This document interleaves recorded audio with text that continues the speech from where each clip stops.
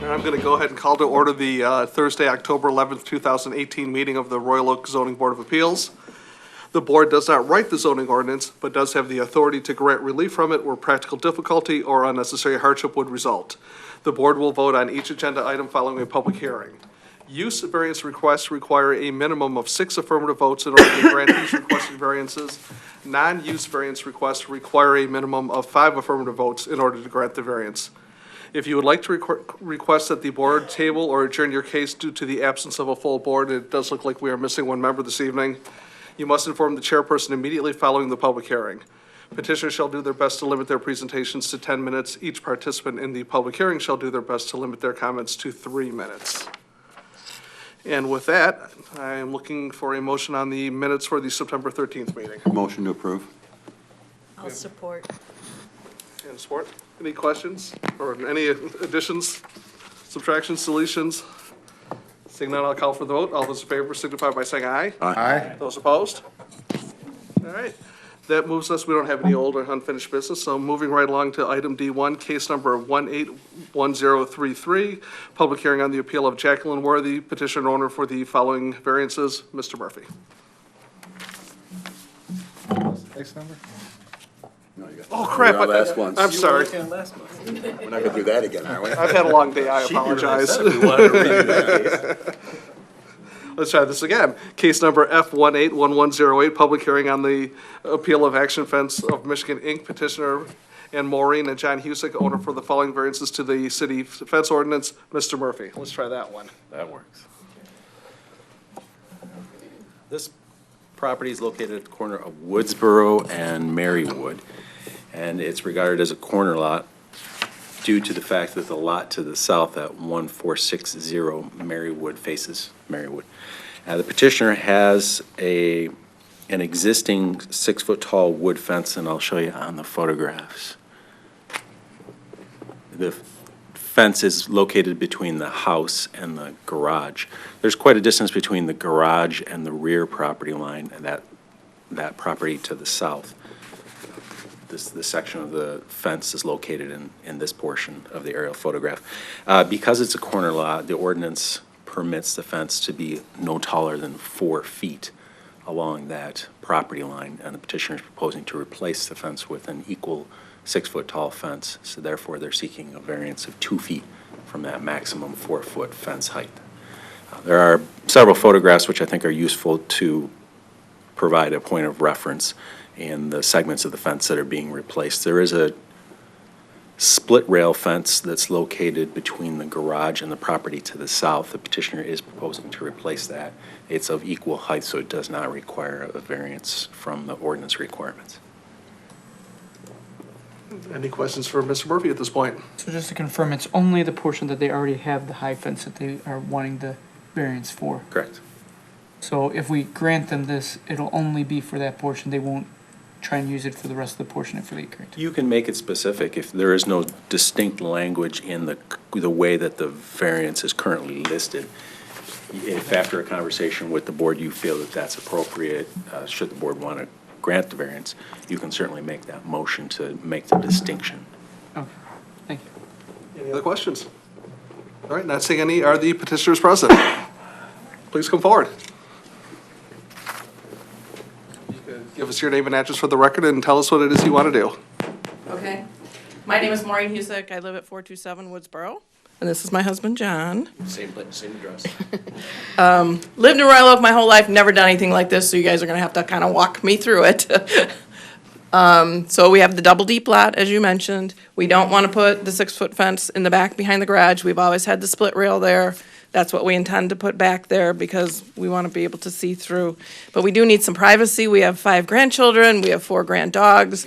It's a very busy street because everybody cuts through, of course, between Crooks and Catalpa to get down to the now junior high, that used to be the high school. So lots of people zipping up and down right past the stop sign that's there most of the time. So we're just looking for a little bit of privacy, a little bit of height to keep the grandkids and the granddogs in and the other dogs, the Great Danes and whatever that they walk past us, out. So that, so I don't know, is that enough information or do you need more information? No, that's just looking to have what we've had. We've lived there since '79, raised our 3 kids there. Just, we were shocked to find out we had 2 front yards, actually. He said, "You have 2 front yards?" I said, "What do you mean we have 2 front yards?" No, we don't. So anyway, and we feel like, I mean, our neighbor to the south, you know, she's got that whole lot between us, and the garage is more probably, I shouldn't say this, but it's more, probably more in the way than the fence ever would be. So, that's what we're asking for. Any questions for the petitioners at this point? Yes, sir. Since Miss Anderson isn't here, I'll ask her normal question that she likes to do. Is there any reason why you can't do a 4-foot fence and use vegetation to be your screening method to get what you want along your privacy? I don't think that the dogs or the kids would respect the vegetation. They kind of, they're little, so they're 4 to 10 years old, and so they like to climb, they like to, you know, get into things, so I'd feel safer having the 6-foot fence. And then would you have any stipulation just so that going forward, a future owner couldn't do a higher fence in the back that we just set for the portion that you have right now, the high fence to be allowed? I don't understand the question. Well, if we grant the variance, theoretically, your split variance, the split rail, that could later on go and become 6 foot, correct? Or would a future person have to come for? I mean, I don't know that we could grant them permission. We're not, we have no No, intention but of doing it. but- if we get to the point and Mr. Ophek fashions a motion that says only the existing portion that's 4 foot high can go up to 6 foot high, no other portion can be built up to 6 foot, would you be comfortable with that stipulation? Absolutely. Yeah, thank you. on the sidewalk edge, yes. Okay. Any other questions for the petitioners? I see from the drawing submitted here that there will be a triangle cut there by the driveway to, Yeah. for viewing, Correct. safety issues. Good, Right. 10, your formula for backing out of the driveway. good. For the visibility triangle? Are we okay? Visibility triangle. I There, knew there was a phrase, visibility triangle. there's a small box out behind the garage, but it's far back. That's okay? Yeah. Okay. But it is 6 foot tall, It's but 6 it's foot tall. far enough back. It's back behind the garage there. Any other questions for the petitioners? All right, not seeing any, I'm going to ask you folks to take a seat real quickly so I can go ahead and open up the public hearing. Thank you. Thank you, sir. Is there anybody in the audience that would like to address the ZBA on this issue? I would. Yes, sir. Hi, John. Good morning. This is my property right here. Sir? I'm sorry. Yeah, you're pointing at a TV that we can't even see, so I need you at the microphone and please doing? introduce yourself. Okay, I'm John and Maureen's neighbor. Been so for over 30 years. And what's your name? My name is Blake, last name Voorhees. I own property at 1406. Thank you. I wish we'd have gotten along better over 30 years, but our relationship has soured some. I'll get to the point. My concern is the tree, plain and simple. If you see the series of photographs taken, excuse me, I just got the city is concerned about the fence that they're building because it blocks view. If we go down, continue, thank you. Couple more, keep on going. One more, nope. There's gotta be a couple more, because I saw the picture. Well, that's it Keep for on photo. going, No more photos. keep on going. There's gotta be, I saw it in the, there you go. That's it. It fell over March 13th last year. We've been, like I said, we've been neighbors for 30 years. I've spent close to $2,000 trimming that tree to make sure that when it fell, it wouldn't fall on anybody. Fortunately, it fell surgically into the middle of his yard. And I was happy to see that. I approached John once. John, do you need help? It's a big tree, I'll help cut it. And I have a friend who's got a splitter, we'll split it. No, he said, okay, fine. I asked him again later when the splitter came, he denied it. And it's, obviously he can do what he wants to do. It's his property, it's his tree. The third time I asked him, what are his plans for the tree? I offered to go to Buttons Rented and rent a large blade to saw it down. At that point, he said, don't touch my tree. Okay, fine. That's fine, it's his tree. I can't get out of my driveway without having my vision obscured by that tree. And now that it's, in my opinion, not a tree anymore, I want it removed. Plain and simple. The reason you have these laws in the first place is to protect people. I've been in that property for 30 years, and I can't tell you how many times I've backed out of my driveway to see toddlers freeze, and me freeze at the last second, missing them. I wish I had asked him. He says he wants to carve it, okay? The tree fell because it's rotten, and there's nothing inside it. It cannot be carved. And that's all I have to say. I want it removed, plain and simple. Okay? No, I mean, I hear you loud and clear, sir, but the reality is this board does not have the authority to compel them to do anything with that tree. We're here talking about a simple fence variance. I hear your frustration loud and clear. Please don't think I'm being dismissive. No, it's okay. But it's Why do you not have the, within- why do you have the variance? Or why do you have, why do So you? we're talking about a fence, where it's a You different do it portion of the because it yard. blocks the view. That blocks the view. We're not dealing with the trees. Okay. All right, We don't so do this is, trees. okay. So this is pointless, is what you're saying? No, there's probably somebody that right. would handle that, but that's not us. I've asked the city manager, and they say the same thing. There's nothing that can be done. Is that true? I mean, if that's the city manager's position, then he would certainly understand. know better than we would. All right. All right, thank you, sir. I'm sorry you're frustrated, but unfortunately, there's not a whole lot we can do about that. All right. Thank you, Sorry. sir. Thank you. Is there anybody else that would like to address the ZBA on this issue? Not seeing any, I will go ahead and close the public hearing and bring it back to this side of the table. Did you have your hand up, sir? No, Oh, I'm sorry. Floor is yours. I'll make a motion to grant the variance with the specific only allowance between the house and the garage for the variance to be accepted. I'll support. Any additional discussion? I just want to make sure that that's what's high now is the only place that stays high. The rest remains low. Ms. Zuka, does I see your hand? Yeah. Please.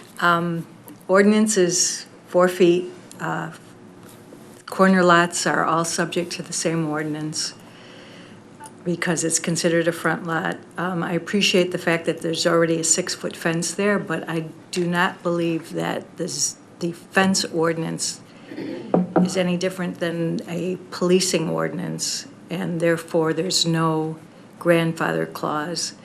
And I don't see this case as any different than the one further down Marywood on Catalpa that we insisted that they do a 4-foot fence. So I'll be voting against it. Mr. Kroll. I'll be voting for it. Again, I think the choices, again, I'm gonna live across the street again. And the choices are to look at this fence that looks like it's 30 years old or a beautiful action fence of the same height. I want to look at the action fence. Anybody else? Yes, sir. Well, I just want to commend the applicant for making it safer. I know it is a removal and replacement, but they did take the step, as Mr. Curtis mentioned, to add the vision triangle to make it safer. So it's not just simply a replacement, it's safer. My only response to that would be that the city could make them take the fence down the way it is if there's not a vision corner there, even though it was pre-existing the ordinance. Any other comments? All right, not seeing any, I will go ahead and call for the vote. Then all those in favor of the motion to approve signify by saying aye.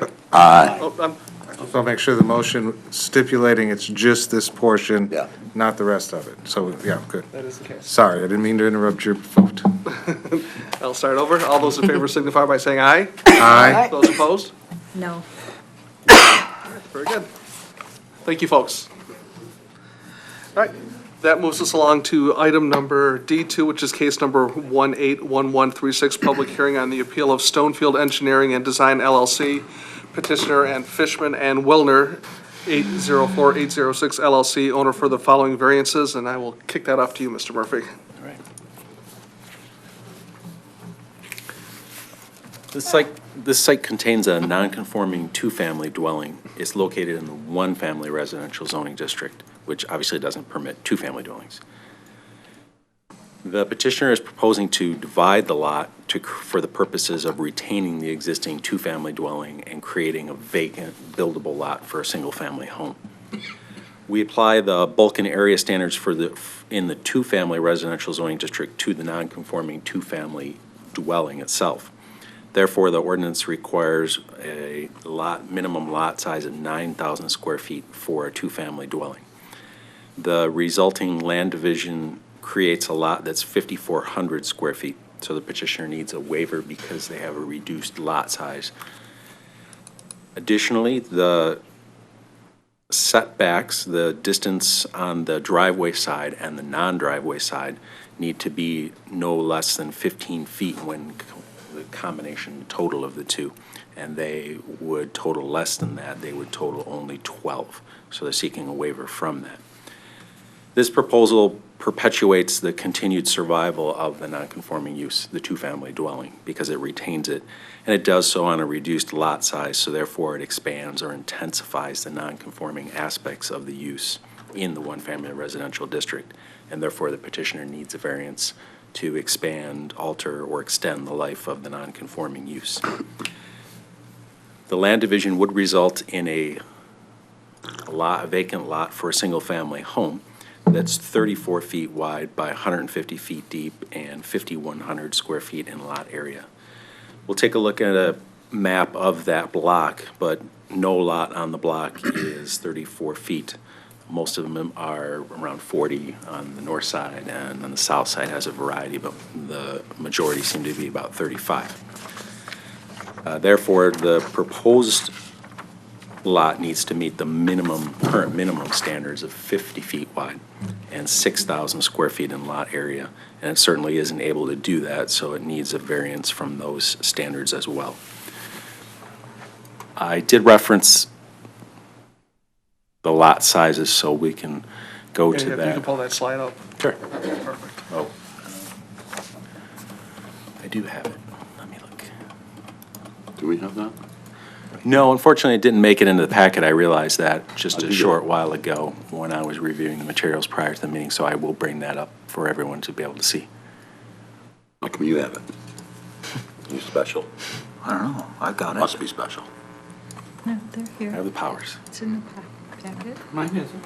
Yeah. Yeah. I'm scrolling down. Oh, maybe I have it too. Oh, look at that. The petitioner did provide something earlier today that was attached.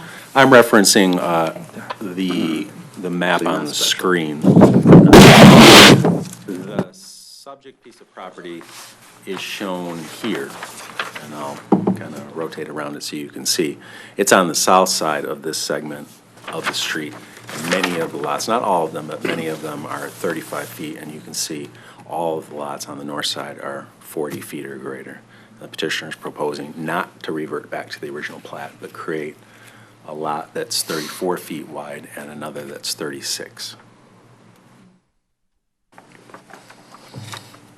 Any questions for Mr. Murphy at this point? Just conceptually, Joe, more than anything else, is we've got an entire street of 40 and 35, yet we always revert back to 50. Why is that? There's a specific provision in the ordinance which states if they're proposing to revert back to the original plat, we can compare what they're proposing to the rest of the lots on the block. The petitioner is not proposing to revert back to the original plat. Therefore, they have to meet the new minimum standard of 50 feet wide and 6,000 square feet in lot area. Is there a reason they wouldn't do that, or should we be asking them, or? Their original proposal did show reverting back to the original plat, and we'll get into the technical aspects that our architects will be able to understand. Translate for the rest of us, Exactly. mere mortals? They were. I'll show the Close to the lot, exactly. Question, We've what does that got. do? way too close. Let me get to the photograph. It's helpful. Too many windows? Yes. This side of the structure, this is where they're proposing to create the vacant lot. You can see there are a fair number of openings or windows on this particular side of the property. They were proposing to go back to the original platted lot, and that would make that structure 3 feet from the property line. under the building code, it dictates that there can only be so many openings in that close proximity to a property line, and that it needs to be, we'll say it's fire rated, or under the building code, it needs to withstand a certain Hour rating. hour rating of if there is a fire and it's that, the structure is that close to the property. The building inspector had commented, and I had passed on the comments to the petitioner, that they would have to do significant physical improvements to that entire side of the structure. So they decided just to place it at a push it 4-foot over, right? setback, which then they're fine. They don't need to meet those building code requirements. But that in turn results in it not going back to the original plat. It was very confusing. Thank you. Yes. Thank you. Any other questions for Mr. Murphy? All right, not seeing any, are the petitioners present?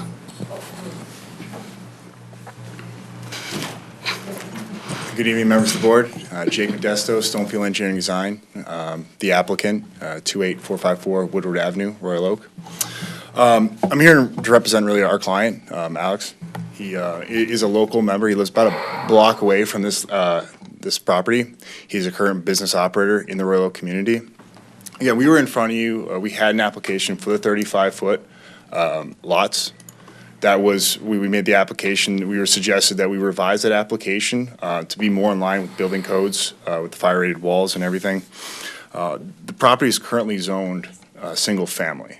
And the intent for this new subdivided parcel, Parcel B, which Alex will be purchasing, will be single family.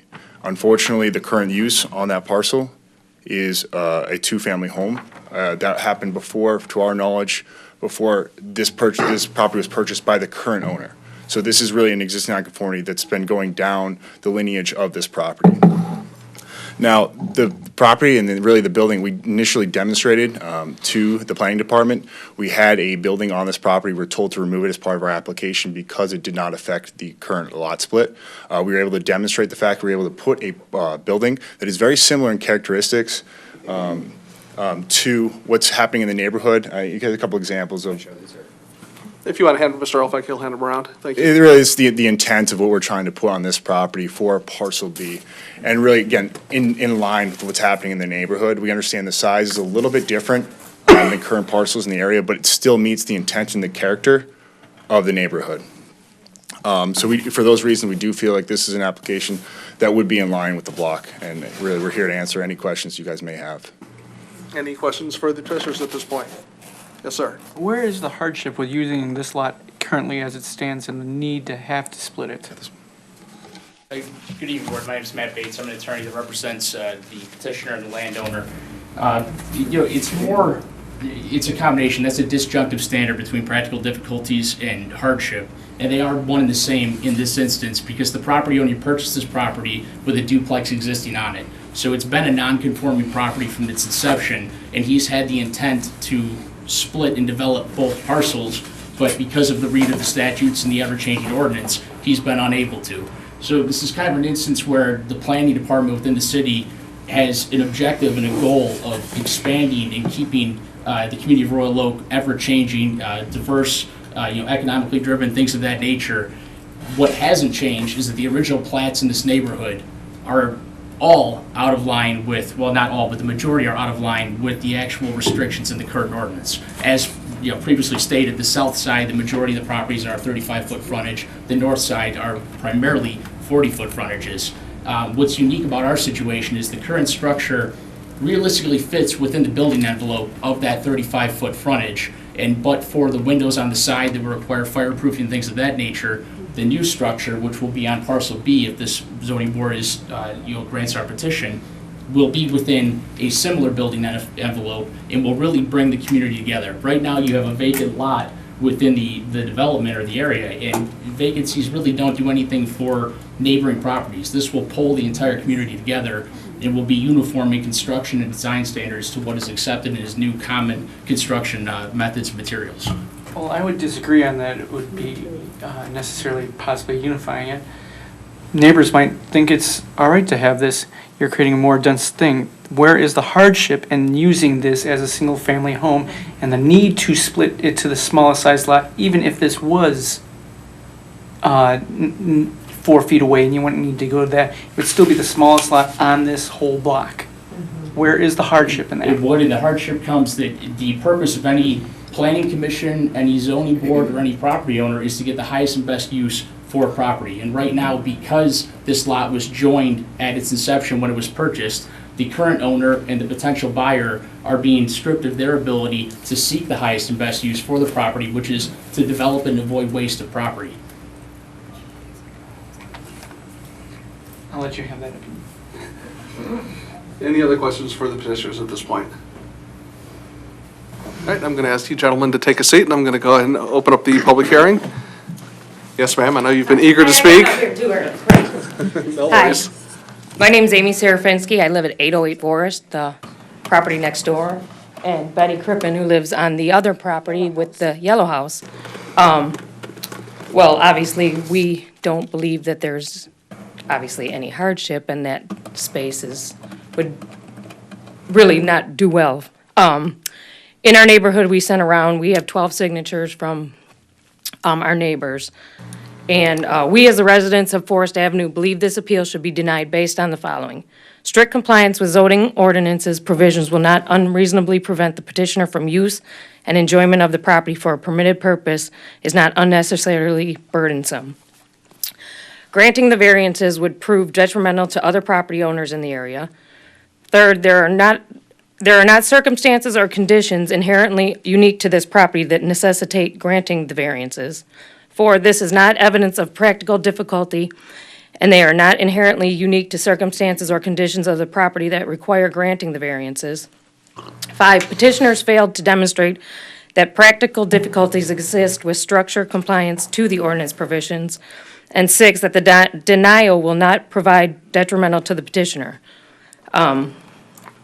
While we understand every property owner has the right to use and enjoyment of the property, there are other economically feasible alternatives for these petitioners could do with the property. The neighborhood is predominantly single-family residents.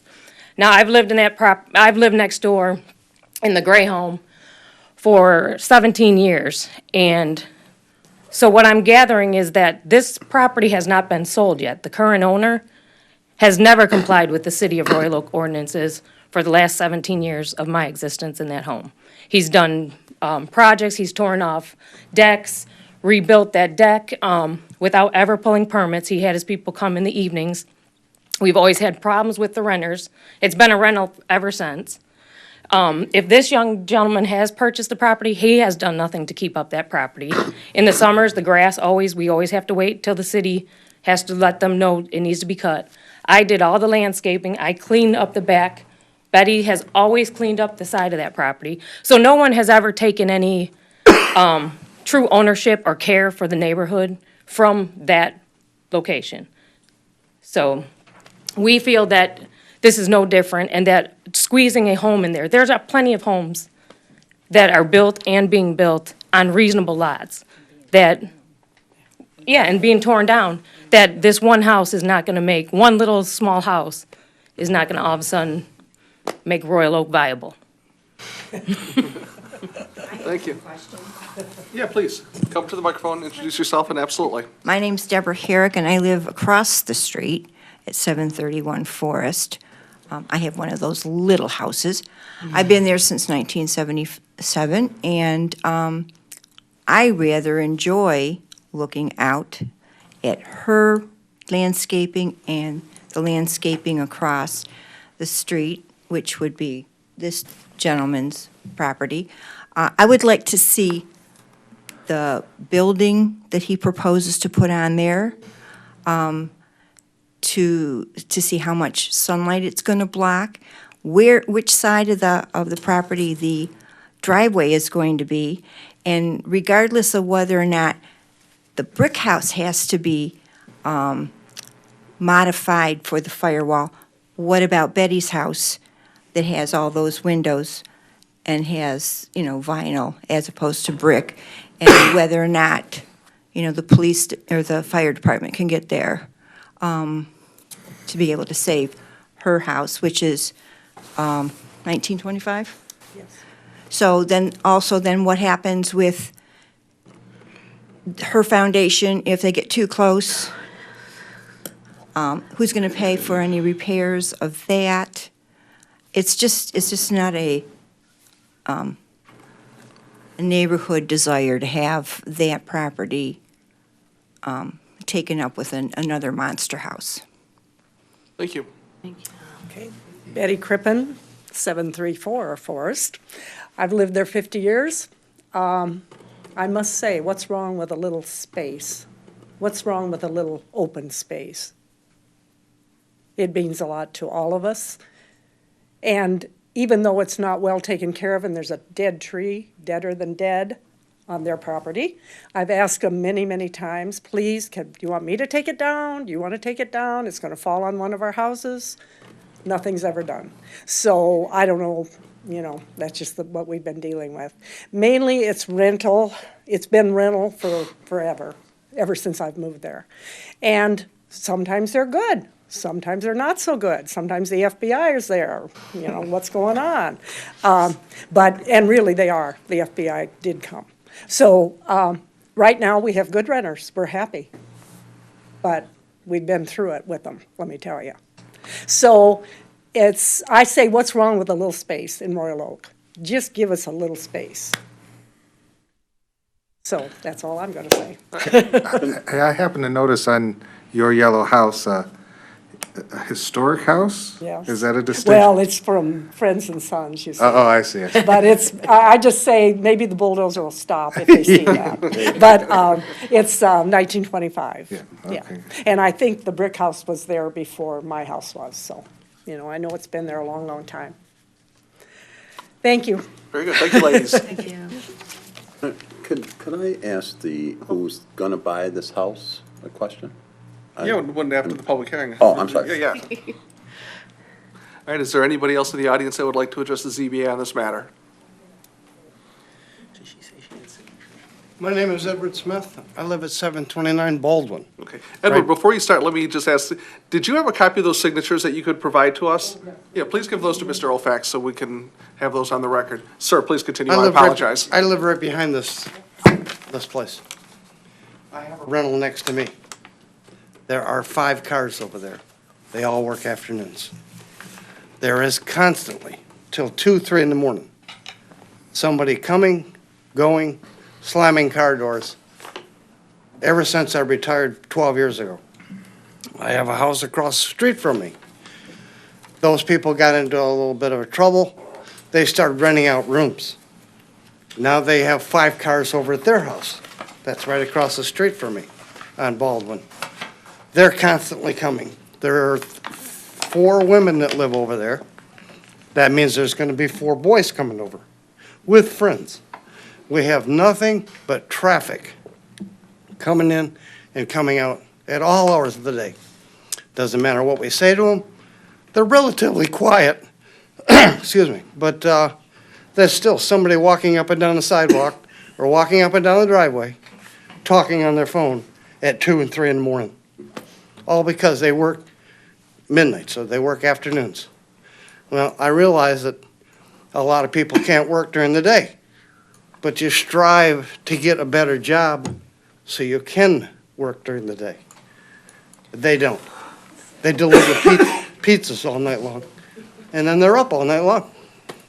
So that's all I have to say. Thank you, sir. Make it real quick, please. Well, it sounds to me, I'm just a little confused. Does this gentleman, I'm not understanding, because from what we gather is the actual owner at this current moment does not live in the state. Has this property been sold to this? Because, I mean, I don't know because if he's asking for something while he's pending a sale, I really think that is not it's really, you're playing in the dirty game. You're walking in the muddy waters. But when we close the public hearing, he will be brought back up. We'll ask him a handful of questions. That'll be one of them. Okay, well, yeah, because that's just one of the questions I Right. think should be addressed. All right. Thank you. Thank you, ma'am. All right. Anybody else from the audience? All right, not seeing anybody. I just have one thing I forgot to say. Will this be a rental, or will it be a person going to buy this home? Hopefully this is all gonna open up for us in a minute. Okay. All right, I'm going to go ahead and close the public hearing and bring it back. Mr. Murphy? Yeah. The current property owner did provide their signature on the application. So it's not this gentleman, the current property owner has provided their signature of approval. They're just not here tonight. Because he lives in California. All right, now, did you want to? Yes, could I ask, who's eventually going to, could you step up and tell us who you are, please? Hello, I'm Alex Christoff. I'm here on behalf of the new parcel, and I heard the neighbors' complaints, rightfully so, and I want to make it clear that, my intention is to be a good neighbor. I'm not an investor in the property. I'm not here to provide a rental for somebody else. It would be me, providing a family home for myself, my girlfriend, my 12-year-old daughter. So, for the other gentleman that was worried about girls and boys coming and going at all hours of the night, that's not an issue. We're responsible adults that would like to, be an asset to the neighborhood. And I'd like to give them, show them the proofs of, or these sketches of the type of home that we would be interested in doing.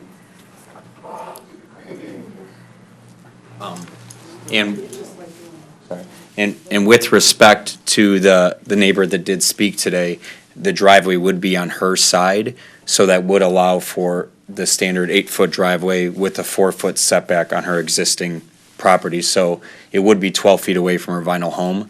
As far as the current brick home, that is a rental that has been there for 30 years, I apologize to the neighborhood that they've had bad neighbors, good neighbors, the things they've been through with that. I can't speak on behalf of that. But, being a new homeowner on that block, I won't have any dead trees. The home would be kept up properly, and there would be 2 drivers. So as far as increasing density or additional traffic flow, we'd have a 2-car garage in the rear of our, like all other homes on Forest, and then we'd have a 2-car garage to handle that traffic. By no means would we want to hurt the street of Forest. I live currently right now on Main Street. We walk our dog by that home probably every single day, and it's a great subdivision. It's a great area. That's why I've been working in Royal Oak now for over 6 years, and I'd like to be a permanent resident here. And for them, I'm not that person in the existing home that their current complaints are with. I am the person that is. I have a property purchase contingent on if I can split the property to build something. So. Would you also buy the? No. Folks, I the meeting apologize. needs to step here and I apologize. And audience, please don't interrupt. I would not be the purchaser of the rental home. I would just be the purchaser ultimately of the new parcel, which we originally wanted to just make 35 and 35, which would fit the entire south block. But when we were told that the existing rental would need, a very large overhaul of updates, then we conceded a foot on our property, which would make, our property, like the photos, like a 22-foot narrow home that goes about 50 deep, just over 2,000 square feet, similar to the existing footprint of all the new builds, smaller than the 3-story footprints, under the 30-foot envelope. And I believe it does line up pretty fairly with the home right behind it also. So I'd be more than happy to answer any questions also. Any other questions? Did I see your hand, Mr. Klatt? A question for Mr. Murphy, I guess just in regard to the parking, is the current setup compliant for that multifamily house? Do they have enough parking on the lot? We require 2 parking spaces per unit, so they require 4. 1 and 2 family residential dwelling units don't require site plan approval, so we don't have any fundamental way to be assured that those 2, rather the 4, the 2 sets can operate independent of each other. Okay. Meaning like one's parked in the garage for each unit, and then there's one parked out in front, and they're stadium style, and they can move. We don't have any way of knowing that. Based on their survey, it looks as though you can get certainly 4 cars on the site, but there's a lot of jockeying in order to be able to do that.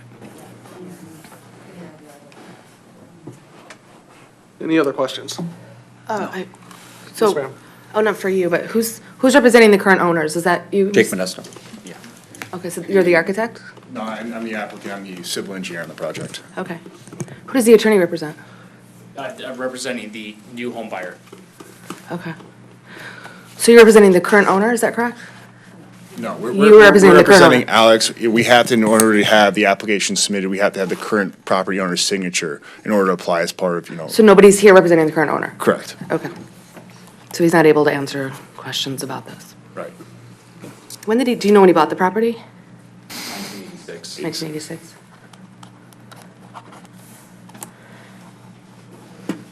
Any other questions? Okay. Anybody else? All right, well, we are on this side of the table, so, yes, sir. I'm going to move to deny all the variance requests. We have a motion. I make a motion to deny all variance requests. Do I second it? You're seconding his Second motion, it. okay. The most important things, most of this deal with the multifamily dwelling unit, of which there is no one representing them here in the first place. So there's no one to even say what hardships they're dealing with having to keep it. So because of that, I don't see the need for that. And that's above and beyond making a lot that's the smallest lot on the block and created out of it. And you guys also know, as I am usually against splitting lots because I'm one of the few people who actually want a bigger lot, and this would be a perfect lot that I would have a house and have that extra yard space for my family to enjoy. So because of all those things, I don't see there's been presented any reason why any hardships have came out of this, so I say deny it all. Any fellow I think that was perfectly stated. Those are the exact same reasons that I'm going to state. There's no undue hardship, I feel, that's been presented here today. Chairman? Yes. I'm sorry to interject, but Yes, please. if I could, I would encourage the members of the zoning board to look at all the criteria that are contained in section 124E2 of the ordinance, which is set forth on page 3 of Mr. Murphy's letter. Under sub-item 2 down there for non-use variances,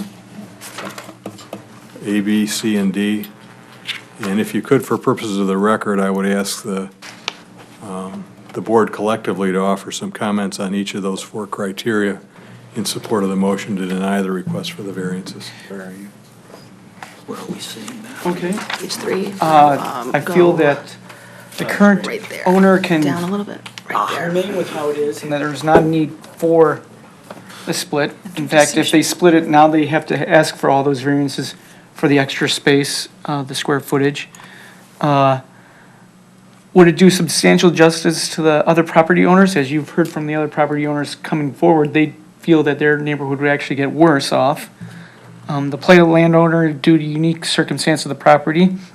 I guess that is unique that they have a multifamily in a non-multifamily area. I don't know how legit it is, but they didn't come to argue the point on whether or not they want to keep it or not. And alleged hardship not being created by anyone personally present.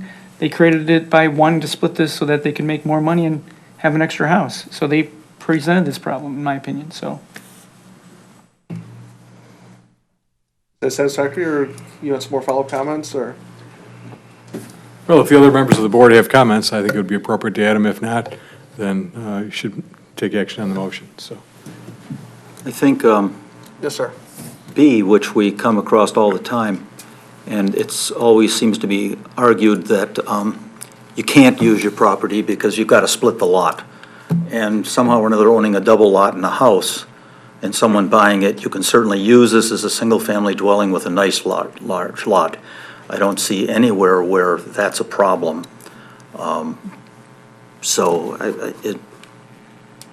Yeah, it can be used for exactly what it's been being used for. Anybody else? Mr. Curtis? Well, am I right to understand that this multifamily is non-conforming to begin with? However, it's non-conforming because it's single-family. It is conforming that there's at least, is it 9,000 square feet a lot there currently? As it's being used? So we're creating yet another another non-conformity to the existing structure by, if we were to grant this set of variances. And then it wouldn't be conforming to 35-foot other lots. I mean, it's it's a tough pull for me to want to approve this because we are making a problem that doesn't currently exist. So I'll be voting to support the motion to deny. Mr. Kroll. I guess I still go back to the question I asked earlier, though. I guess as I'm looking at 11, or whatever the variance needs to be based on the 50-foot lot, it's one thing, and I'm kind of sitting here going, well, there's probably like a foot difference between the neighborhood and what they're asking for. So I can't find any hardships in it either, quite honestly, other than, are we talking a foot or are we talking a mile, you know? And there aren't any, I mean, we could someday want all 50-foot lots on that street, but the chances of that ever happening in our lifetime are probably not good. So, you know, are we talking a foot or are we talking? I guess my question for you, Mr. Murphy, just hypothetically speaking, let's say that the current multifamily dwelling underwent the fire-rated changes that you were speaking of that drove the parcel being pushed over an additional foot. Is that the only thing that would change in this list of variance requests if indeed those changes were made to the existing property? Or are there other variances that would drop off of here? It seems like they would all still exist with the exception of the side yard setback. I would have to go back and check the comparison to the lots on the block to see how many are 35 versus 40 on the north side. You could see on that map that we first reviewed is that there's a discrepancy. I'd need to do that count to see if there would be at least 50% at 35. My guess is there isn't. My guess is that the overwhelming majority are 40 or larger. So I would believe that all of the variances would be very similar in nature. They would be needed. Even if it was 2 vacant lots, if this was taken down, I still think that they would need variances in order to build new single-family homes on each vacant lot. Right. Which is kind of what I was getting at, if in fact, if that current property didn't exist and we were just doing a standard split of a vacant 70-foot lot, I'd have to go back and look at it. I didn't do that analysis because that wasn't what was presented. Well, no. But yeah, I understand. Yes, sir. My only thought is, looking at it as a whole, that 9,000 square foot lot allows it to comply technically, correct? But looking at the lot overall, I mean, it appears to be split. I mean, it doesn't seem to require that from a functional standpoint. The house fits, the parking fits, the drive fits. That extra green space to the west is really not required to support that multifamily home in its setup. It's green space.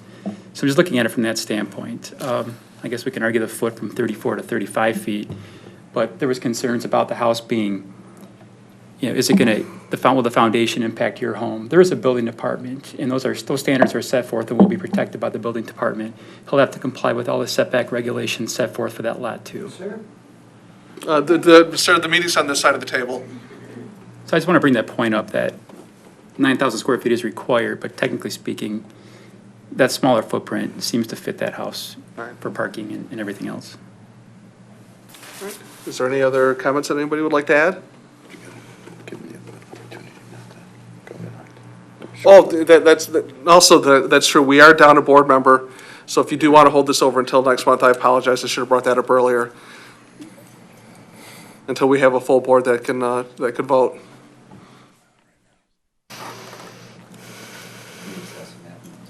Sure, please, take a moment. We'll hold over. Okay. So then, would it be appropriate for, if you don't mind withdrawing your motion and then your support, and then if somebody can make a motion to hold over until we have a full board? I'll withdraw my motion. I support. I'll make a motion to hold this over for a full I'll board. second that. Discussion on this motion? All right, all those in favor signify by saying aye. Aye. Those opposed? We'll see you next month. Thank you very much. Yeah, thank you. Mr. Chair, I need to recuse myself from this next motion here. I mean, this next agenda item. Absolutely. Thank you. I suggest we don't pay him again then. All right, so that moves us along to item number D3, case number 181137, public hearing on the appeal of Krieger-Klatt Architects petitioner and Rebecca Tever-Kenny, owners for the following variances. Mr. Murphy.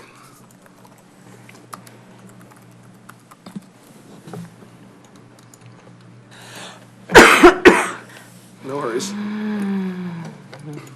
Do we? Can I ask you folks to take that out in the hallway, please? Thank you. Thank you. This property is located on the north side of Pinehurst, and it's just east of Crooks. It contains a single-family home with a horseshoe-shaped driveway in the front yard. It does not have an attached garage or a detached garage. Again, it's the horseshoe-shaped driveway and somewhat of an extended driveway on the side of the house. It does have a small shed in the to the rear of the dwelling. But the petitioner is proposing renovations to the existing house that would include an attached garage on the west side of the property, and that's illustrated here in the aerial photograph where there is currently an open space. I'll refer to their drawings and their rendering. I think it's helpful for the board to get a perspective. Here's a photograph of the current condition, and that would be the location where the attached garage would be.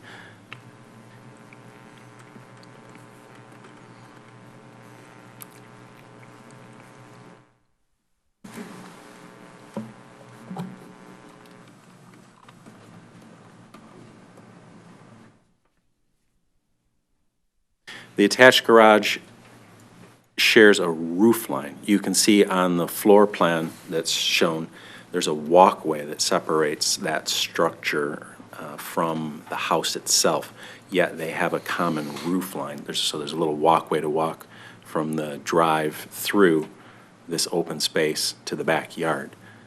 And the renderings illustrate that further. If I can ever get it to cooperate. It does not want to focus for you. You're jumping around. There we are. So you can see the opening between the two. The common roof line makes it an attached garage, and therefore it needs to have at least a 5-foot setback off of the property line. The petitioner is proposing to have a 3-foot setback, therefore they're seeking a waiver of 2 feet from that minimum standard of 5. There's some photographs provided by the petitioner in an effort to demonstrate their points that they'll be able to come up and make of their backyard that obviously we weren't able to illustrate for you from the street. But with that, there are the drawings in the packet as well. Any questions for Mr. Murphy at this point? Yes, ma'am. Mr. Murphy, did you say that because it's a common roof line that it's considered attached? We consider it attached in that fashion. There's also provision in the ordinance that says, and I'll refer to the survey if I can get it to cooperate. There's a provision in there, in the ordinance, that states if it's not located entirely behind the structure, They don't need a variance. it needs to maintain the same setback as the house. So it needs to maintain a 5 feet. If it was an entirely separate structure and it was behind the house, it could be up to 3 feet, yeah. But it says if you're in line with the house, or if it's not set back behind the house, it needs to meet the same setback as if it were attached. So whether you want to view it as having a common roof line and being what one would consider a traditional attached garage, or if it had a separate roof line and it was just next to the house, it's the same ordinance provision that says 5 feet. Okay. Any other questions? Might only own one car. All right, not seeing any. Are the petitioners present? Please come forward. Good evening. Good evening. I'm Rebecca Kenny. This is my husband, Trevor. We do have some printouts of some photographs and renderings if you want to look at them. Yeah, It might be please hand easier them to than. Mr. Husek and I'll hand them around. Thank you. There's also a copy of our hardship letter for you as well.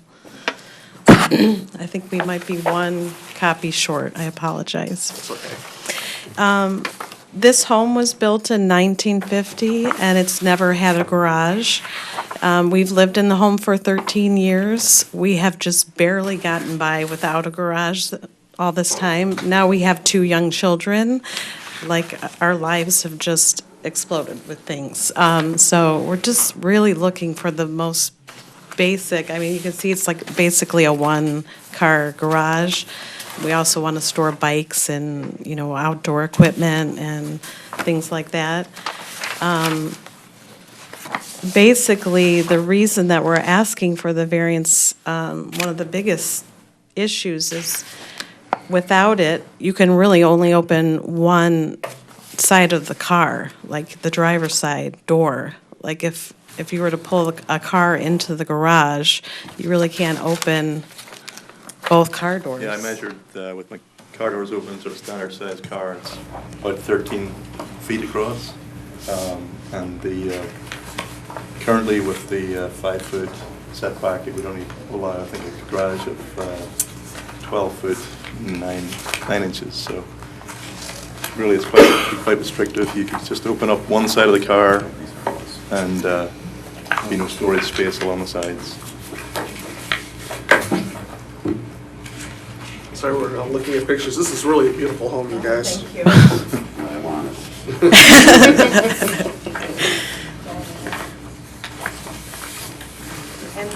And that we wanted the garage in that location is we feel like that respects the architecture of the home.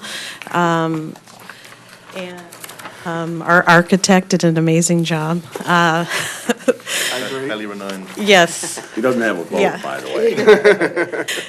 It looks original to the home. We feel like that respects the home. We've spoken to our neighbors on both sides, the east side of us and the west side. No one has an issue with the extra 2 feet, the variance. Also, where that garage is located, you can see in the rendering, has the least impact on our neighbors to the west as far as their sight lines from the front and back of their house. If we were to put the garage in the backyard, we would have to tear down 13 more trees. We would have to build a retaining wall, because our yard is actually, the backyard is actually a big dip in the center of our yard. It's like rolling hills, basically. It would also impact our neighbor's view, our neighbor on the west, because they'd basically be looking at a monstrous garage instead of trees over the fence line, so. We have sort of floor-to-ceiling windows along the back of the house, so you'd be basically looking out of that garage. And the neighbors would also be looking. Any other questions for the petitioners? I have one.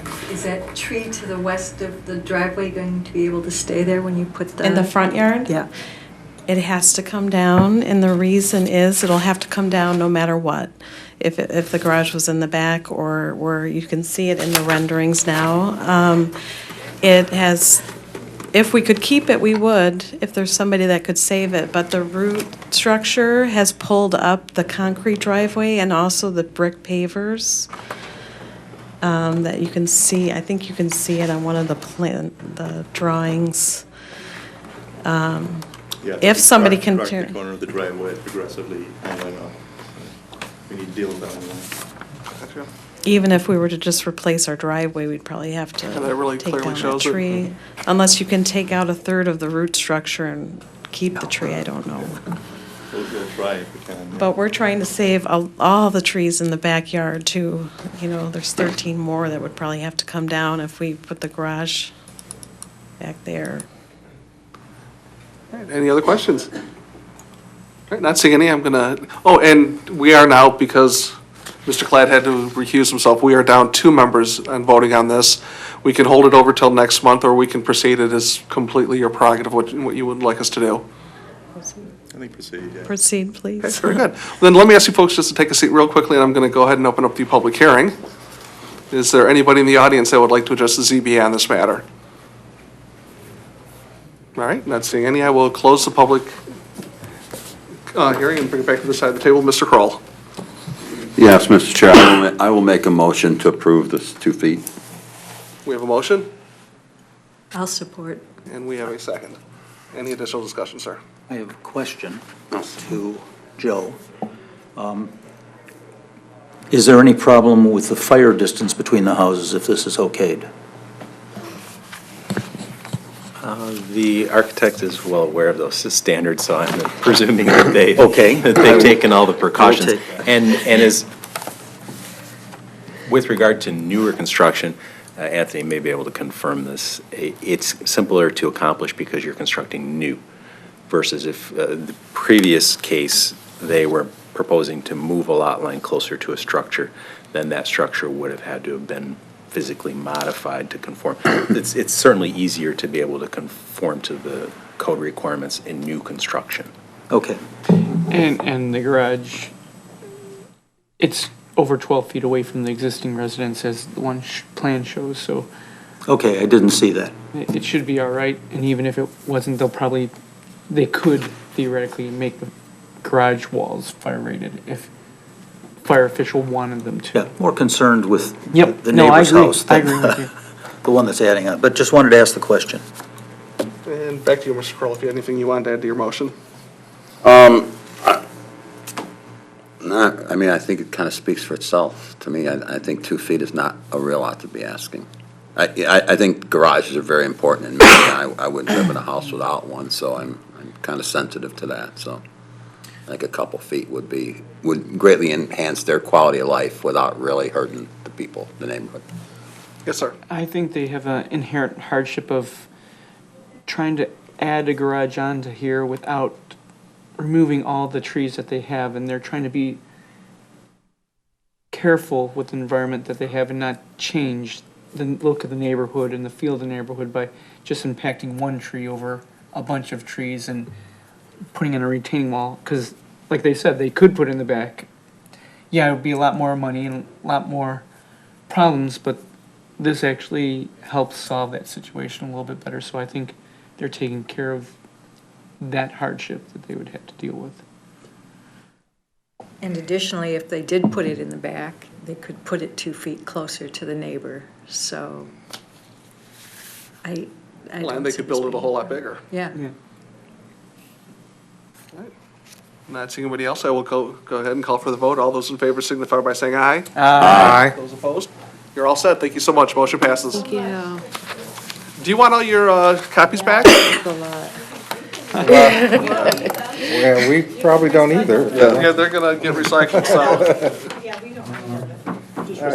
All right, very good. Have a great night. Exactly. Put on your vision Under wall. my pillow. Moving right along to item D4, which is case number 181138, public hearing on the appeal of Kevin Howell, petitioner and owner for the following variances A through J, and I will kick the ball over to you, sir.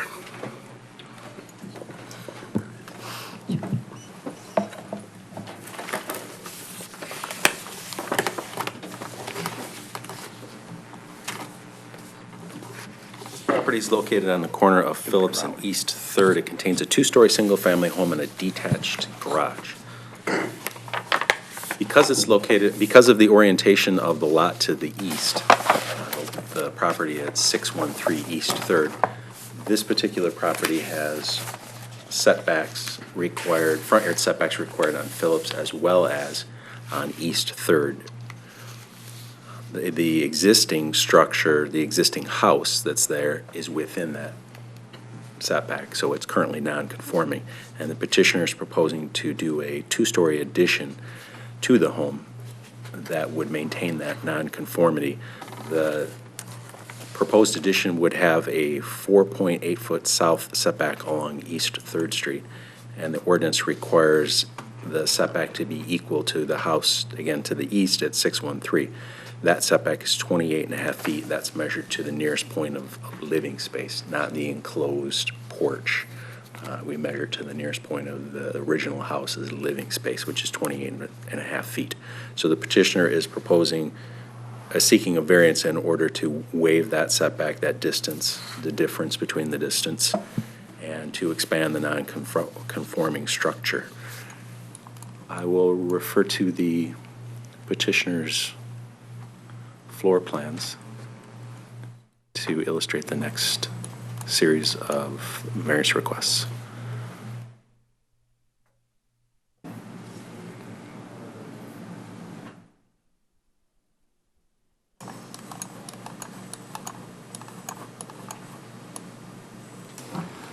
The addition that I was referring to the dwelling is highlighted in yellow in the drawings that you see on the screen in front of you. There's also the garage, which is located behind the house, and they're seeking the ability to expand the garage. They would remove, as you can see, the west wall and the south wall. They would retain the north wall and the east wall. And those two are in very close proximity to the property line.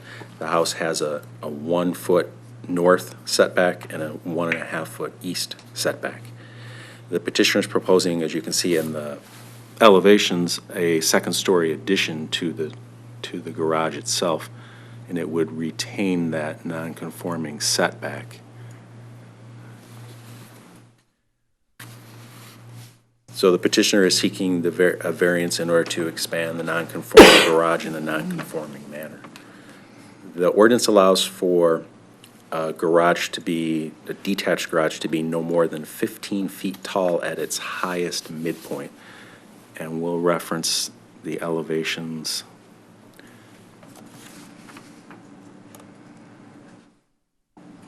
I can get it not to jump around on me. Here's the garage, and the elevation is measured not at the main roof line, but at the dormer roof line. So it's measured the midpoint from the peak to the eaves. So about at this location, it measures around 20 feet. It measures 20 feet tall. So it's in excess of the maximum height of 15 feet, and it needs obviously a variance in order to be that tall. Additionally, as stated, it maintains those non-conforming setbacks, and so therefore they need a variance from the minimum setback standards. And you can see, I'll point out, the eaves that are on the structure actually overhang the north property line as depicted in one of the elevations, so the eaves would have to be pulled back, and they certainly, as we talked about previous issues with regard to meeting the building code requirements for fire safety, are certainly a concern, and they have the ability to conform to those with the new construction. But the size of the garage is being expanded, and it would be 677 square feet of ground floor area. The ordinance allows for the ground floor area to be no more than 10% of the lot, or 560 square feet. Therefore, the petitioner is seeking a waiver from that maximum 560 square feet. Additionally, the addition to the house, the garage, and the covered walkway, all the structures with a roof line, exceed the maximum allowable lot coverage, which is 1,800 square feet. The petitioner is seeking a waiver of 101 square feet from that maximum 1,800 square feet. And lastly, the petitioner's driveway, as illustrated in the site plan, is wider than the maximum allowable at 25 feet, and that's measured at the property line, so not at the curb line, not in the public right-of-way, but on the petitioner's property at their property line, which is in essence right at the sidewalk. And it's 27 feet wide, and the maximum allowable driveway is 25 feet wide. Yes, sir. One question, Mr. Murphy. I understand the roof height's dictated by the dormer height, and based on that south elevation, that dormer is really stretched across 90% of that facade. If that dormer were to shrink, let's say by 50% or 30%, would that midpoint change? Would it? It doesn't matter. Is it just the highest? Correct. Yes, whether it's one that, as you said, spans 80 to 90%, or if it's 20%. two sets. Two small ones. Yep, it's measured. That roof measurement, the midpoint wouldn't change. They'd have to actually drop it down. Any other questions for Mr. Murphy? Would this change, this is a walkway? It's covered walkway between. What would happen if they attached it? Would that change the? That'd probably be more footage. You mean attach the garage to the house? Yeah. I know that is a. It's at a house that years ago that finally ended up doing that. Let's look at the site plan. The petitioner did provide me with some documentation today. I was very busy in the office and out in the field. I didn't have a chance to review it to be able to comment on it, but they talked about that type of scenario. So you're referencing taking the garage, proposed garage, and attaching it to the house. Yeah. It would be within that setback along East Third Street. Again, it's in the setback of the house adjacent.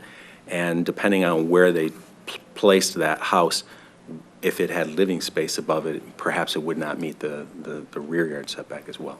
So there would probably be a host of other variances associated with it.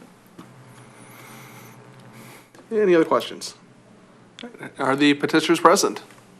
Please come forward.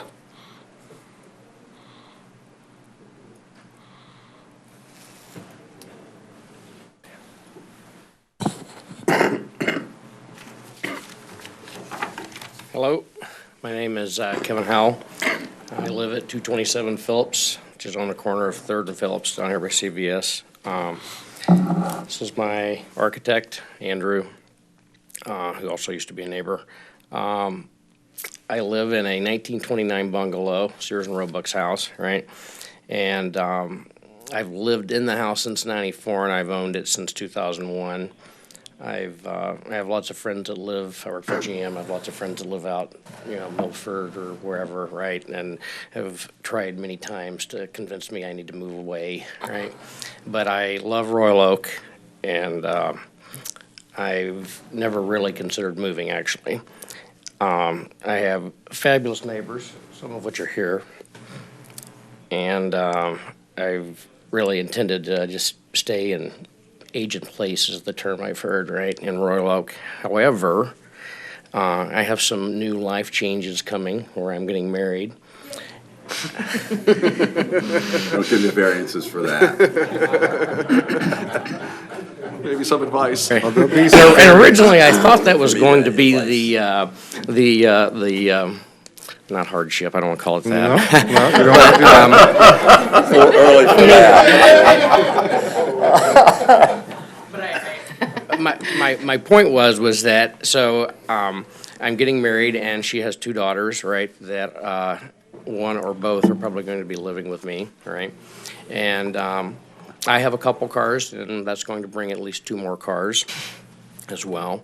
And the house, for me being single, has been okay, right, for the years that I've been there, right? But now, if you look at like some of the newer homes and stuff that are in Royal Oak that are being built, the house as it is, it just, the floor plan and the size of it being 1,100 square feet, it just doesn't lend itself, right, to accommodate at least 3 of us, right? So, that coupled with the fact that the garage is so small that it's really hard to get 2 cars in it now and get doors open, right? So, the plans that we've presented, I think, is a pretty modest square footage increase of it's under 600 square feet between the first floor and the upper level. But the idea is to take out a mid-wall that separates my dining room and kitchen and make it an open floor plan, which you see in a lot of newer homes in Royal Oak, right? To make it at least ways a lot more usable space, right? So, and the garage is, like I said, is to accommodate obviously more cars. And if you have driven down 3rd Street, right, in the summer, right, 3rd Street is now used instead of Phillips for all the people who work uptown that park here and then walk up to work, right? 3rd Street cannot handle any extra cars from residents even, right, being parked on the street, right? So hence why I really do need the increased space, right? But the real challenge with the property is that I've looked into corner lots, right? And I looked up a particular code, and it suggests that my lot technically should have been 60 feet wide, right? And a lot of Royal Oak lots, not all, but a lot are 120, 50 by 120. Mine's actually 150 by 112, right? So I'm being shorted, right, a little bit on the lot size, right, which is making it a little more cumbersome to try to put this basically footprint between garage and house, right? So if it was larger, I think it would be easier. But again, I really have no desire to move, right? I really want to stay where I'm at and basically just, add on to what I think is a pretty cool old house. And there's three things that I would like to mention relative to the variances, right? And Joe and I have talked about these, one of them was today, actually. I actually went and talked to a lawyer about this, right? On how to present this and what he thought about my plans, right? And one of the things that came out of it was he really felt that I should forego trying to hold those original setbacks that are there currently, right, and go ahead and do at least the minimum 3 foot for both the north and the east setback, right? So that would help at least minimize the one which, is listed as waiving a 3.5 foot minimum required 5. It would drop down to 2 then, right, on the east side. And I only have 1 foot on the north side, and that would increase by 2. Excuse me. So there's that. The other thing is that the square footage overage of the 1,800 square feet, right? When we were looking at this and drawing it, we did not realize that that the deck was going to be part of that calculation. Okay. I think we said what? We did, but we miscalculated, and we've recalculated now the actual coverage on lot, and it's actually only 1827. So we're not requesting 101 extra square feet, but only 27. So I think that the document that was presented from the city may have a miscalculation somewhere as well. We've updated that earlier this morning and sent it to Joe, but obviously he hasn't got to that part. So we have an option to resubmit and show you these calculations if it's needed. And then some of these other additional things, because now Kevin has talked to some of the adjacent neighbors. Right. He's heard some of their concerns within the last 24 hours or so. So I think this shifting off of the 2 property lines to the minimum 3 feet for accessory is doable and could be revised in the final building permit drawings if we're approved. All right, so and I have a letter from my one neighbor to the north that basically, states, not only do I not oppose, I strongly endorse your desire to upgrade your home in the neighborhood. I have reviewed the expansion plans and they look great. I hope and assume the board will have no issues with your plans. That's Mark. So he's the house adjacent to me on Phillips, basically. Allison and Mark are here through this. Well, I'll open up the public hearing so they can speak for all themselves. right, but, so anyway, and again, I have another half a dozen or so neighbors, right, that I believe, are in favor, right? I want to stay and I want to make it look nicer, right? There's, all over Royal Oak, as everybody knows, there's all these new homes going up, right? And I just want one that kind of looks like that. Mr. Husek, did you have a question, sir? Yeah, and looking, because you said you have updated drawings and we don't have those in front of us, are you able to go through the variances and say, this number would change to this with the updated drawings, this would change to this, just so that we could have it a little bit clearer? Yeah, we could. I don't think that's a problem. So I'll let him. So one of our actually, before you start, though, questions. I'm sorry. Because at the end of the day, staff has to really, you can bark numbers, yes, but he's the guy that really has to look at it. So yes, we'll send Joe. Are you in a time crunch? Because my question would be is if you have changes, and if you could submit them to the city so Joe has time to review them, then he can bring it back to us with all the numbers, and you guys can be on the same page in terms of all this, instead of you giving us numbers that we really can't verify, which you understand. Right. Would you prefer that, sir? Unless the board doesn't have any objection to what's presented today. Because at the end of the day, obviously, we should be working off of your recommendations, and you should be reviewing those things, so we're looking at your hard numbers. I think basically what we're saying is as a petitioner or applicant, we're looking to make this work for everyone, obviously. We think some of these variances could be reduced greatly by the numbers we're talking about today. And this wouldn't have been known when we initially presented until we talked to the neighbors who Kevin's been trying to get in touch with for a little while now. So, and don't get me wrong, what you're proposing I think is fabulous, but obviously anything we can do to mitigate it and reduce the need for larger variances. Mr. Clark, did I see your hand, sir? No, again, I just had a few questions about the design, but if we want to, are we going to discuss public comment today just so they can hear our feedback? Oh, yeah, I have to open up the public hearing, so. All right, well, if you gentlemen don't have anything else you want to add at this point, let me open up the public hearing so we can hear from them since they're here this evening. So I think Then we'll the bring you only back thing up. I wanted to touch base was the height a little bit. Kevin is obviously obtaining a whole bunch of new staff members in his house. The goal for the upper level is honestly for storage for him.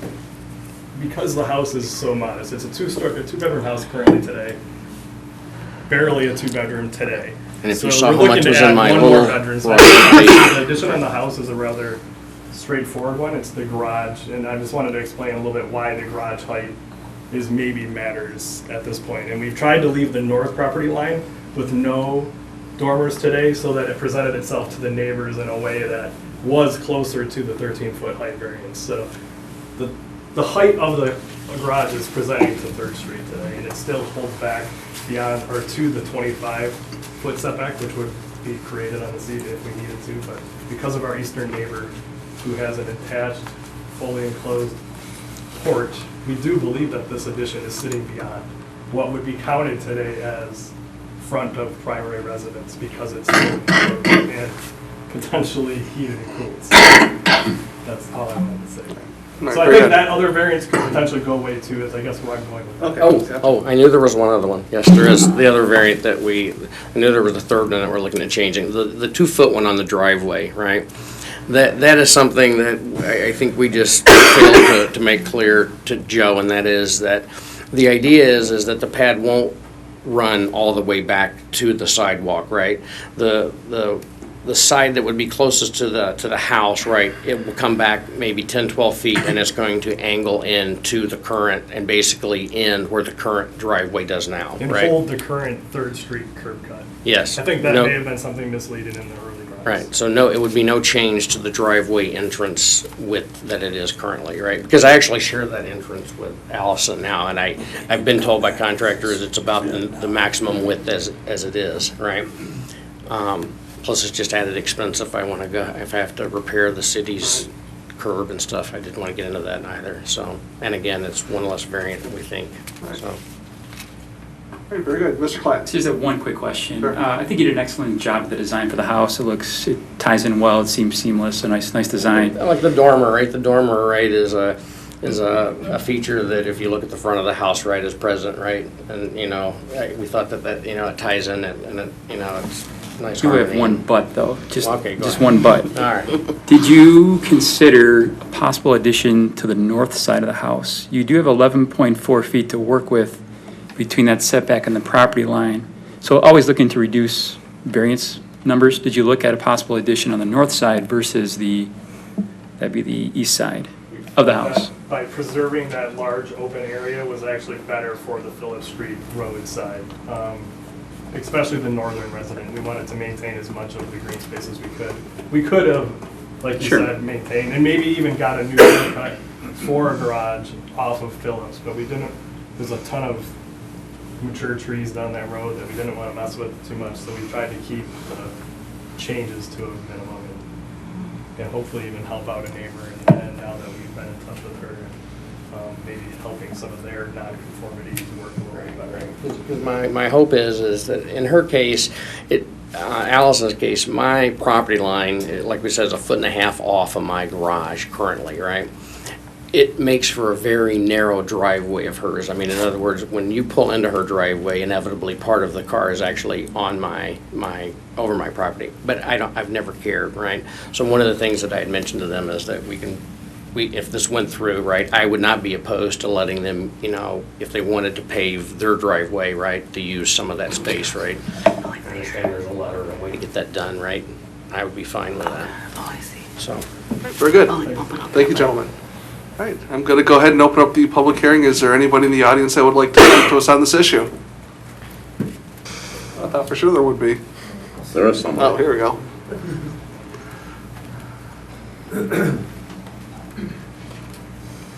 Good evening. My name is Bob Wilner. I live at 527 East 3rd. I am on the corner just west of Kevin's property at other corner of Phillips and 3rd. My wife and I have lived there for 30 years, raised our family there. On the other side of my house is rental property. And there's a landlord that doesn't care, who rents to people who don't care, and the place is a dump. And then I look at what Kevin wants to do, and I think, this is fantastic. It's going to keep the integrity of our old 1920 houses. It's going to improve. And then Kevin's just a great neighbor. So anything he's going to do is going to be for the good of the neighborhood.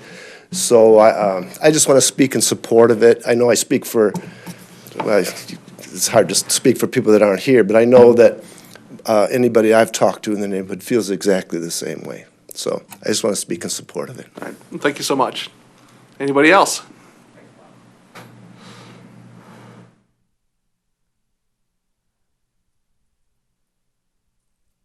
Hi, my name is Jason Sherrill. I currently live at 302 North Blair. However, Kevin and I will soon be neighbors because I'm going to be building at 117 Phillips, opposite end of the street. Couple things that I wanted to mention is, first of all, I think the plan and design is fantastic. Unfortunately, I'm in a situation where the home, while was feasible to salvage, was in very rough shape.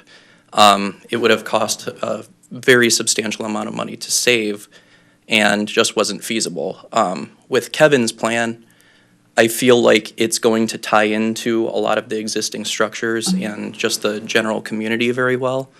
I agree with what Mr. Klatt said, that, you know, it was worth at least considering that north side expansion. But at the same time, having spent a bit of time on the street and being familiar with Kevin's house, I think the design that they've come up with will work very well there. It just would flow very well. And then, as has already been mentioned, it doesn't encroach further onto the neighbor on the north side. So I feel like it will be very beneficial to the street to approve these changes. Excellent. Thank you, sir.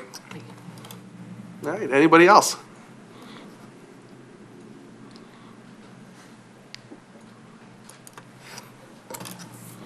Good evening. My name is Murray Paff.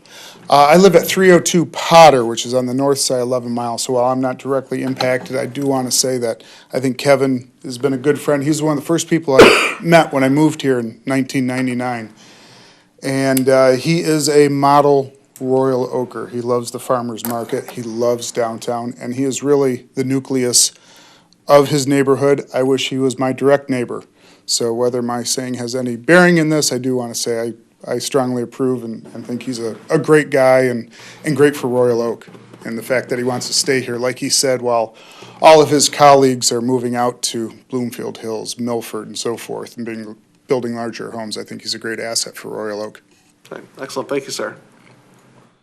Anybody else?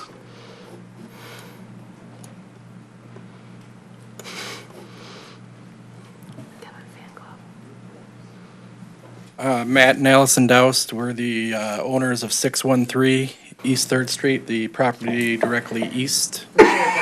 Shared driveway. Assuming the new drawings that allow for, right now, the existing structure was 18 inches off the property line, and assuming that they were going to the 3 feet that he discussed, we're in strong support of that. That actually takes an undue or a hardship away from us because it allows us, you know, car doors to open, and it gives us more room. The design he shared with us, unfortunately, we weren't able to talk to him until we were the ones within the last 24 to 48 hours, so we apologize for that. But yeah, he shared we saw the design online, and we believe it's a great design and will help the property values in the neighborhood. And I would say we're going to be the ones who are the most impacted. So with the changes that you proposed, at first we were not in favor of it, and we were strongly opposing. And with the new plan that he came up with, we're all for it because it will improve the street, and it is a really nice design, and he is a good neighbor. But, you know, the first drawings, I think we were worried, but now we're strongly for it, so. Excellent. That's all. All right, thank you both. All right, anybody else? All right, Somebody's out there's got to hate this. I will go ahead and close the public hearing, and why don't you folks come back up so we'll have a little back and forth here in terms of how we're going to proceed.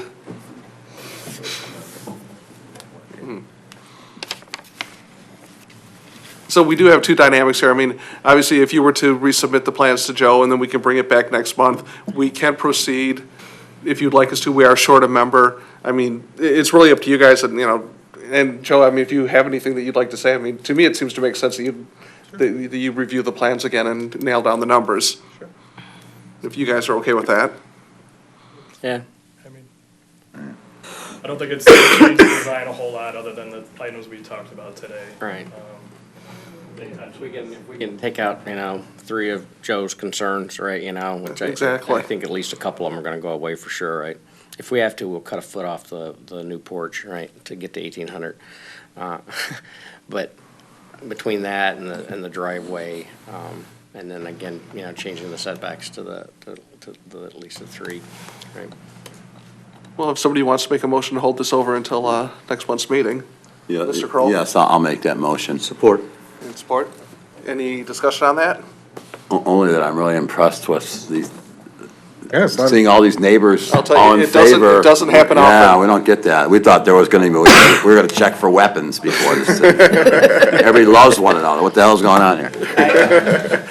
Although I think you've got an expensive bar tab in your near future. Way home, actually. Yeah, I can't. All those in favor of the motion to hold over till next month? Signify by saying aye. Aye. Any opposed? All right, we'll see you in a month, gentlemen. Thank you so much. Thank you. All right. The only thing I would want to say in terms of other business, since we have Mr. Gillum here, at last month's meeting and at other meetings, we've talked about lot splits, and we've delved off into the area of discussing the dollars of houses being built, one house versus 2 houses. So I sent Mr. Gillum an email to sort of get his opinion on us delving into those waters, and why don't I just give you the floor and let you sort of handle that? Yeah, thanks, Mr. Esby. As Clyde has indicated, he did send me an email after one of the last meetings, just asking for my opinion on this. And to basically paraphrase my response,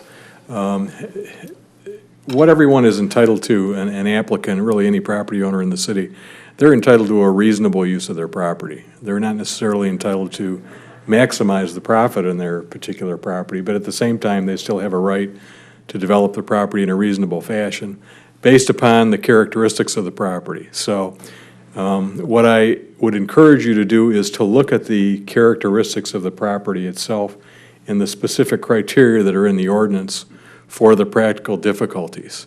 And if the criteria for the practical difficulties are met, then it would be appropriate to grant the variances to allow the lot split. And if those practical difficulties are resulting in a lot split that's going to generate a financial windfall for the property owner, so be it. Again, the key is, what are the characteristics of the property? Are there practical difficulties? And if there are, you should make your decision to grant the variance. And the impact of that in terms of the benefit, either minimal or significant to the property owner, really aren't relevant to your decision. If they're going to make a ton of money, then so be it. If they're not going to make a ton of money, so be it too. It's just the same as you're not allowed to take financial considerations into determination as to whether or not somebody should be granted a variance. I mean, everyone generally has to comply with the ordinance. If they can't afford compliance, that's not an excuse to grant a variance.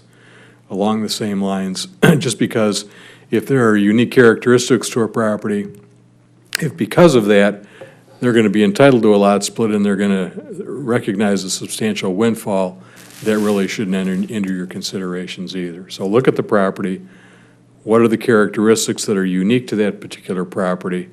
Are there practical difficulties? If there are, make your decision on the variance accordingly. And anything else is really superfluous and should be outside your analysis. If you have other questions now, I'd be happy to answer them. If you have questions in the meantime, if you want to call me or send me an email, I'd be happy to look at them too. So I would like to ask this question just because the attorney representing one case here this evening referenced the idea of highest and best use, which is a really standard term when it comes to real estate, but what I think you just said has nothing to do with this board's decisions. yeah, these are the notes that I was taking, and Yeah. right under his name here, I put in quotes, highest and best use, and right next to it, I wrote reasonable use. Yeah. Highest and best use is a term that I'm familiar with in the appraisal context and in property assessments and challenges to to taxable value and things like that. The claim is that you're entitled to highest best use. Well, that's a different forum. So what you're entitled to is a reasonable use of your property. And if it so happens that their reasonable use is also the highest and best use, then that's fine. But it may not be. But again, reasonable use is what everybody is entitled to. So with all respect to Mr. Bates, I disagree. So, Yeah, me too, because I did condemnation law before, and I knew that's where we used highest and best use in appraisals, but not in zoning ordinances. right, right. Any other questions for Mr. Gillum? Thank you, sir. Okay, thank you. All right, I think we are ready for the mystery motion. Motion to leave. Support. All those in favor of the motion to adjourn signify by saying aye. Aye. We are adjourned.